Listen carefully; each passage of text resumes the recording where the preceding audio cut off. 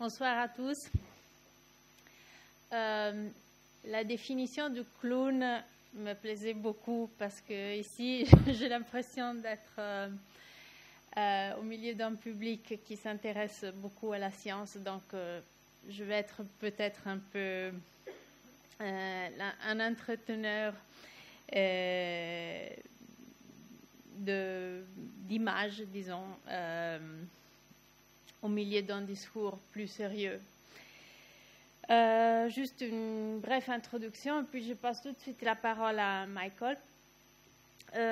Mon travail se base sur l'analyse, la récupération et la remise en contexte des images.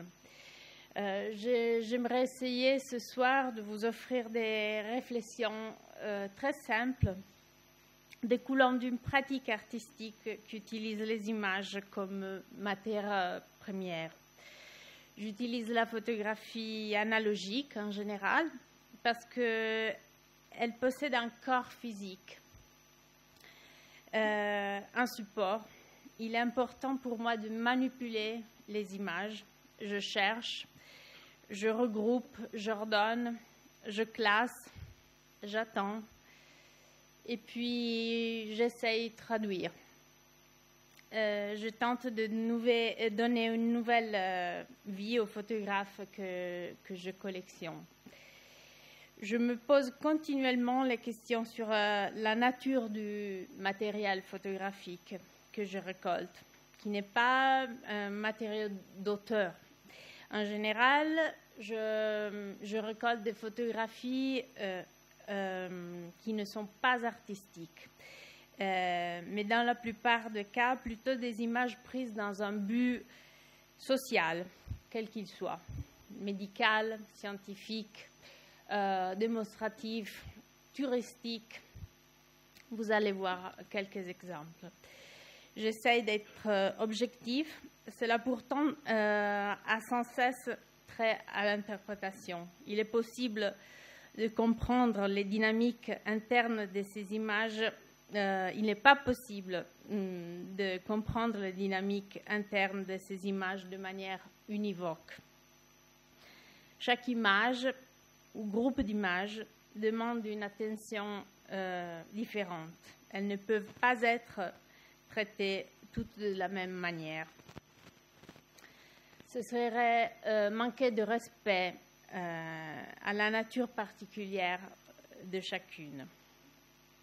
Mais quelle est donc la nature d'une image photographique? C'est bien cette question qu'au final m'a amené à connaître Michael Dozer et à lui poser des questions. Peut-être on va voir... Sûrement, on va voir au final de cette présentation les questions que je lui ai posées en réalité. Est-ce que chaque image a une seule nature? La nature de l'image correspond-elle peut-être à l'intention avec laquelle elle a été prise? Ce n'est pas si simple, on va le voir. Car si cela était le cas, chaque image n'aurait qu'un seul et unique destin. Et on va voir, c'est pas comme ça. Bon, je pense que c'est peut-être mieux de parler de ces argumentations en vous portant des exemples, mais ils vont arriver. J'en ai pensé avec Michael de faire une très brève introduction de ma pratique, juste pour l'introduire. Je passe la parole à lui et je crois qu'on va faire une petite conversation en même temps. Merci.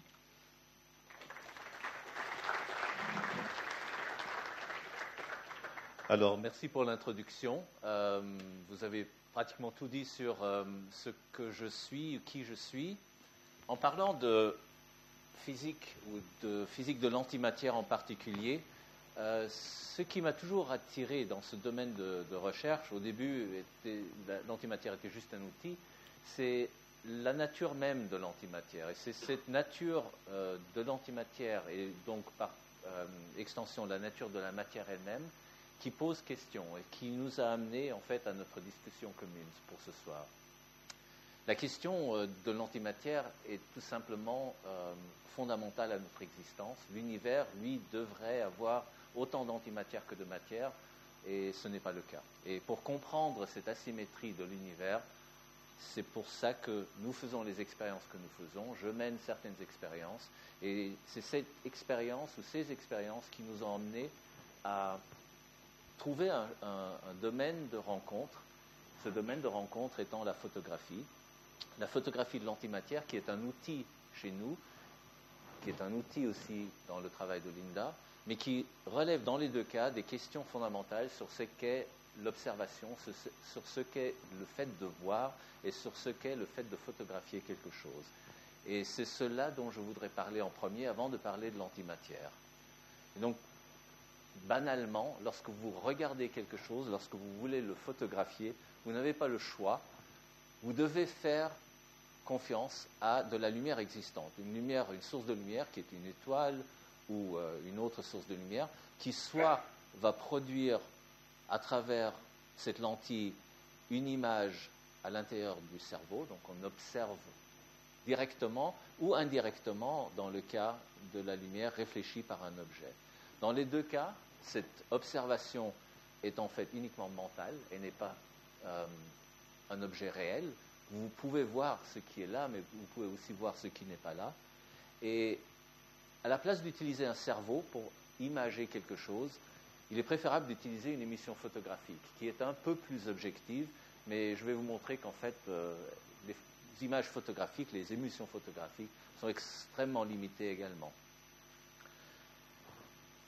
Lorsque vous voulez voir quelque chose, vous devez obligatoirement utiliser les longueurs d'onde existantes. La source de lumière que nous avons au-dessus de l'atmosphère émet dans toutes ces longueurs d'onde, mais l'atmosphère n'est transparente que dans le domaine optique, que dans cette petite fenêtre entre le rouge et le bleu. Les rayons UV, rayons X, rayons gamma d'un côté, ou les rayons infrarouges sont absorbés par l'atmosphère. Et donc nous ne pouvons pas voir le spectre entier de ce qu'il y a dans l'univers. Nous pouvons observer optiquement et aussi par les émissions photographiques que cette petite tranche de l'univers. Donc pour aller au-delà de ce que nous pouvons voir avec nos yeux, il faut absolument utiliser des instruments soit des émissions photographiques pour essayer de grappiller un peu de ce côté-là, ou alors des observatoires qui se déplacent au-dessus de l'atmosphère. Ou alors, dans ce domaine-là, des ondes radio, des télescopes à très longue longueur d'onde. Alors, si vous regardez dans le domaine optique, l'univers que vous allez observer est là. Ce sont les étoiles, les amas de galaxies, les galaxies aussi loin que l'on voit, et vous ne pouvez pas différencier en les regardant les galaxies faites de matière ou d'antimatière. La lumière émise par l'antimatière a la même couleur que celle émise par de la matière. Une étoile faite d'antimatière est absolument identique à celle faite de matière. Dans le petit domaine, la petite fenêtre que nous pouvons voir avec les télescopes et nos yeux, ici, l'univers entier est dans cette image-là. C'est l'ensemble de ce que vous pouvez voir si vous assemblez la lumière qui vient de tous les sens, et au centre, vous voyez la Voie lactée. Mais dès que vous allez au-delà de cette petite fenêtre visible, par exemple à de très hautes énergies, dans un domaine par ici, au-delà du domaine de la photographie analogique, il faut des détecteurs, d'autres détecteurs, par exemple des détecteurs qui sont capables de voir des rayons gamma. Et l'univers, dans cette couleur-là, a un aspect complètement différent de ce que nous voyons d'habitude. On voit toujours la Voie lactée, mais on voit des étoiles individuelles qui sont des pulsars, des étoiles extrêmement énergétiques qui produisent un rayonnement à très très haute énergie. Ou vice-versa, si vous regardez dans le domaine ici, dans le domaine infrarouge, l'univers a encore un aspect complètement différent, où on ne voit que des structures très larges qui correspondent à des différences de température de l'univers de l'ordre d'un centième de degré. Un 10 millième de degré entre les zones rouges qui sont légèrement plus chaudes et les zones bleues qui sont légèrement plus froides. C'est ce que vous voyez si vous aviez des yeux qui seraient capables de voir l'infrarouge avec des longueurs d'onde de plusieurs mètres. Nos yeux sont un peu trop petits, mais physiologiquement, si on travaille un peu, on pourrait les agrandir. Et vous verrez à ce moment-là ce ciel, enfin, vous le verriez si cette longueur d'onde traverserait l'atmosphère. Et donc, si cela était le cas, cela ne marche pas. C'est juste un peu lent. Je suis impatient. Vous verriez cette belle ville. Enfin, vous ne la verriez pas comme ça, parce que ça, c'est la lumière que vous voyez tous les jours. Vous la verriez. Est-ce que ça marche maintenant? Ah, les problèmes de la technique. Vous la verriez comme ça. Vous la verriez avec toute la richesse des variations de température qui sont les échos du moment du Big Bang. Des variations de température très légèrement plus chaudes, très légèrement plus froides, avec un horizon. Donc c'est une image qu'on ne voit pas, mais qui serait très belle de voir. Et donc tant que nous allons devoir nous restreindre à la lumière visible, avec les observations photographiques, analogues ou digitales, on ne voit qu'une toute petite partie de l'univers. Et en fait, on ne voit, ce que je vous ai montré là, que les parties qui interagissent avec la lumière. Or, la plus grande partie de l'univers n'interagit pas avec la lumière, n'interagit pas de manière électromagnétique. Et donc, cette partie-là, on ne pourra pas la voir, même avec les appareils que je viens de vous montrer. Un de ces domaines qu'on ne peut pas voir avec les yeux sont des particules, des rayons cosmiques, par exemple, qui vous traversent constamment et qui sont invisibles, et qui sont des particules que l'on pourrait en principe rendre visibles si on avait un moyen de le faire. Et le moyen de le faire, ça peut être les plaques photographiques. Ce sont en fait les premières images qui ont été faites pour voir des particules.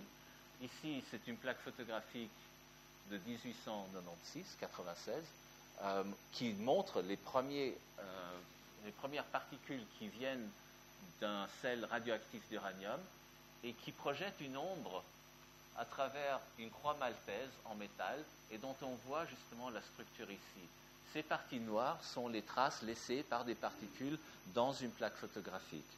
Ce n'est pas la seule image de cette époque. Becquerel a utilisé la même technologie pour essayer de rendre visibles des particules qui viennent de la radioactivité, dont on ne savait pas à cette époque-là que c'était des particules. Les plaques photographiques sont extrêmement sensibles pour montrer ce qui est là, qui montrent les particules qui passent à travers les plaques photographiques. Mais elles montrent quelque chose d'encore plus fondamental. Et ça, c'est une image qui n'est pas très connue, mais que j'aimerais expliquer très rapidement. La physicienne autrichienne Marietta Blau a développé dans les années 30 du siècle dernier les techniques qui permettent de rendre visible le passage d'une seule particule, à travers les plaques photographiques. Vous voyez là, par exemple, une trace d'une particule, ces traits, ces points qui construisent une sorte de trajectoire. Pour avoir un matériel photographique sensible à ce niveau-là, il lui a fallu des années. Et pendant des années, elle a observé les rayons cosmiques pour en élucider la cause, l'origine. Et dans une de ces plaques photographiques, en 1937, elle a trouvé des images comme celle-ci. Et ces images-là correspondent à une collision entre un rayon cosmique et un noyau. Ce que vous voyez là, c'est la preuve photographique de la fragmentation d'un noyau d'argent ou de brome par un rayon cosmique. Et si vous vous rappelez le contexte de physique dans les années 30, il y avait une recherche extrêmement intensive sur la nature du noyau, de savoir si le noyau était stable ou non, de ce qu'était la radioactivité. Cette image démontre en une seule image le fait que les noyaux ne sont pas stables, qu'ils peuvent être fragmentés. Et dès qu'on a une image comme celle-ci, immédiatement, la conséquence est que l'on peut fragmenter des noyaux, on peut produire de l'énergie par fragmentation nucléaire, et on peut construire des bombes atomiques. Cette seule image démontre l'instabilité au cœur des noyaux.